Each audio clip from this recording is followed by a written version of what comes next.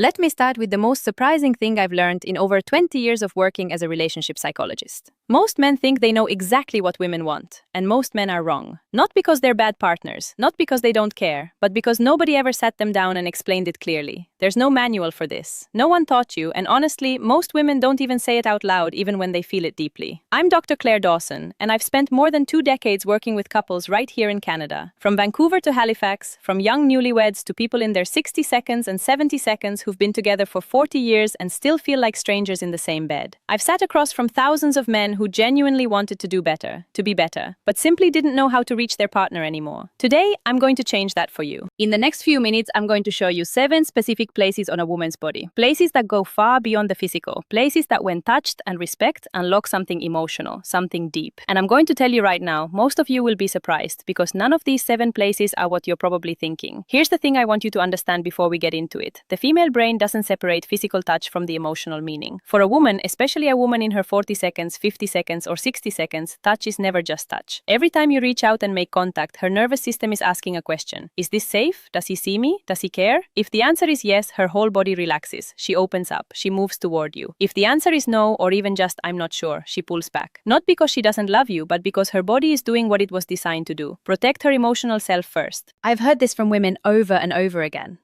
One of my clients, I'll call her Patricia, 58 years old, been married for 31 years.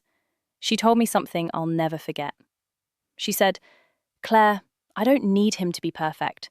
I just need him to slow down long enough to actually feel me. Not just touch me, feel me." That sentence right there, that's the whole lesson. So let's get into it.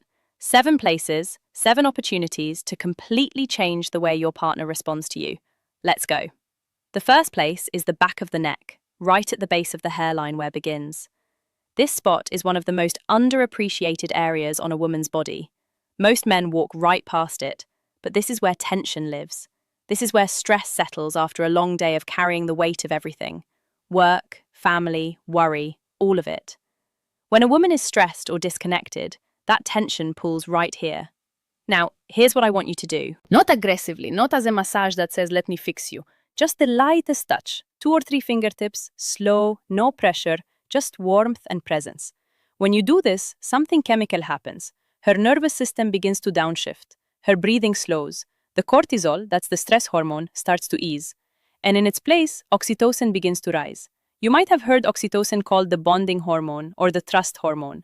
That's exactly what it is. And this spot behind the neck is one of the fastest ways to trigger it. She won't necessarily say anything. She might just go quiet. She might lean into it slightly. That silence isn't emptiness. That's her body saying yes. The second place is the soft skin between the shoulder blades.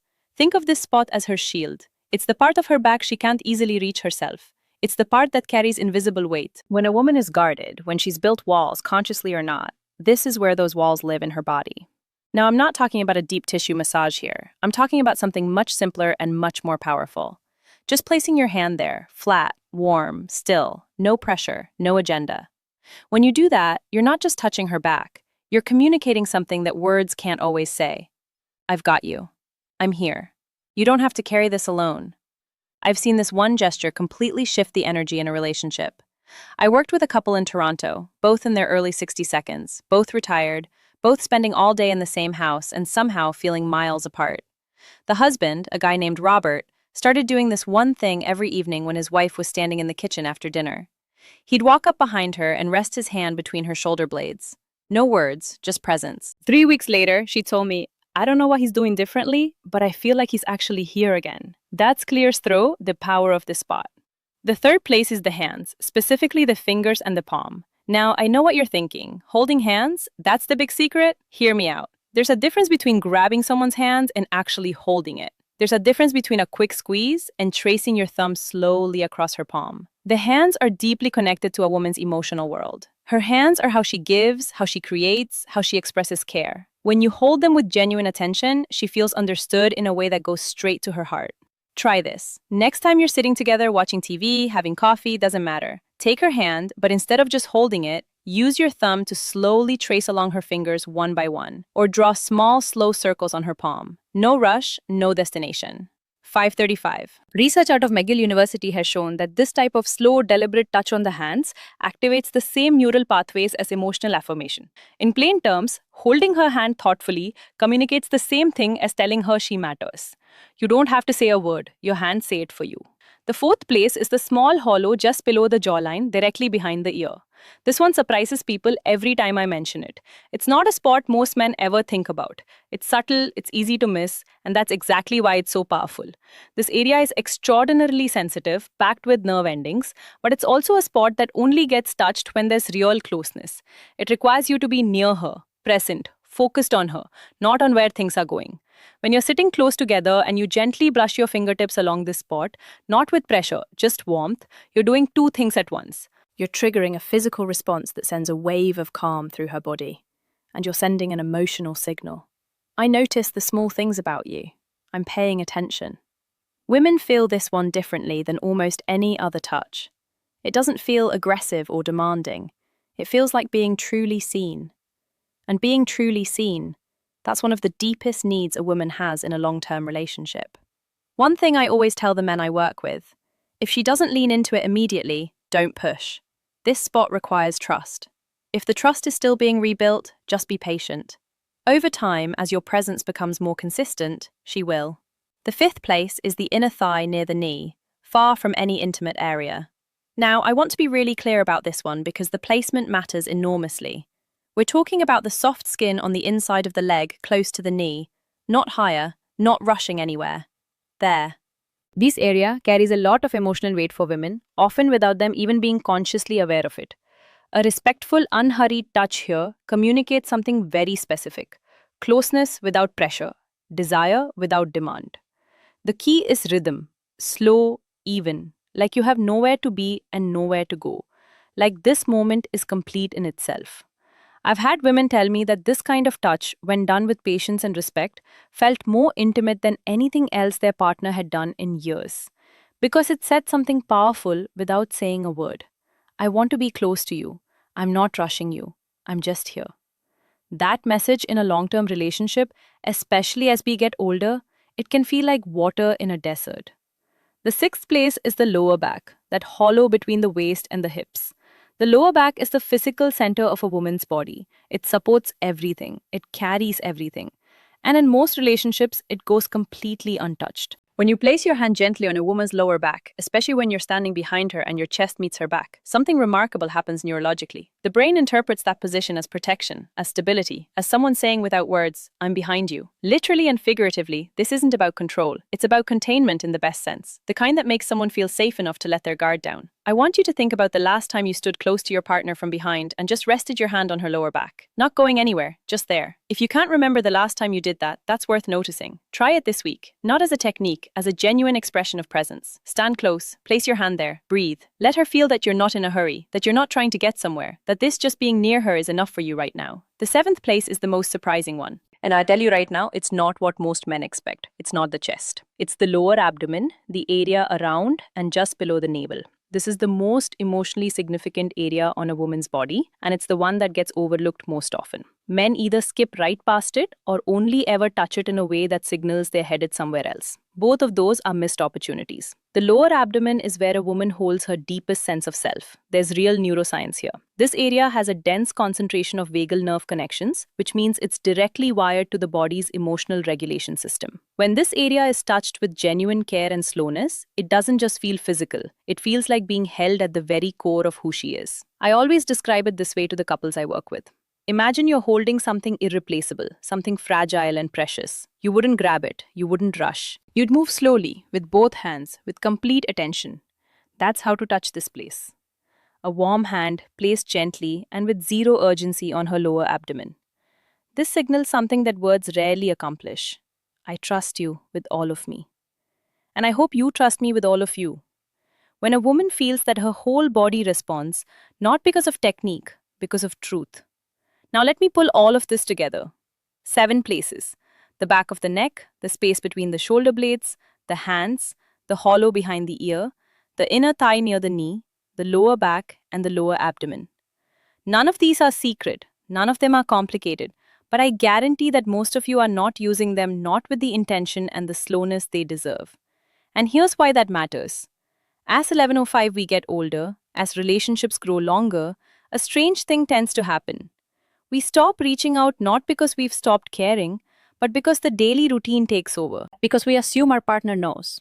Because we're tired or distracted, or we just forget that 11:21, the small gestures are actually the big ones. But women feel that absence. They feel it in their body before they feel it in their mind. They wake up one day and realize they feel lonely.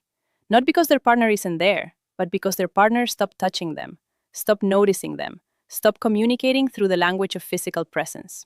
I think about a man I'll call David, 67, retired, based out of Edmonton. His wife had been increasingly distant for about 2 years. He came to see me convinced relationship was just running out of steam. Maybe this is just what happens. I asked him a simple question. When's the last time you touched her without wanting something in return? He thought about it for a long time. I can't remember, he finally said. That was the whole answer. We talked about these 7 places. He went home. He started small, just a hand on the back of her neck while she was reading. Nothing more, no words, no agenda. She looked up at him, and for the first time in a long time, she smiled at him the way she used to. 12:25, 2 months later, he came back in and told me, "She told me last week that she feels like I've come back to her. And honestly, I think I have." That's not magic. That's not a trick. That's simply the power of consistent, intentional, respectful, physical presence. 12:41. Here's what I want you to take away from this. The problem in most long-term relationships isn't a lack of love, it's a lack of language. And I don't mean spoken language, I mean the language of touch. Slow, unhurried, genuine contact that says, "I see you, I'm here, you matter to me." 13:01. Women, especially women in midlife and beyond, don't respond to urgency. They respond to attention. They respond to being noticed in the details. They respond to a hand that moves like it has all the time in the world, because being with her is the destination, not the starting point. And here's what the research consistently shows, and I've seen this play out in my own practice over and over again. Women have, on average, significantly more sensitive skin nerve receptors than men, particularly in the areas we talked about today: the neck, behind the ear, the fingers, and the lower abdomen. These zones aren't just physically responsive, they're emotionally wired. Touch in these areas triggers oxytocin release, yes, but more than that, they trigger a felt sense of safety. And safety is the foundation of intimacy. You can't have one without the other. A study done up at the University of British Columbia looked at touch patterns in long-term couples and found that the couples who maintained regular, non-sexual physical contact, the kind that wasn't leading anywhere, just present and caring, reported significantly higher levels of emotional connection and relationship satisfaction, even when other areas of their relationship had challenges. The couples who had stopped that kind of contact, they consistently described feeling like roommates. Don't be roommates with the person you love.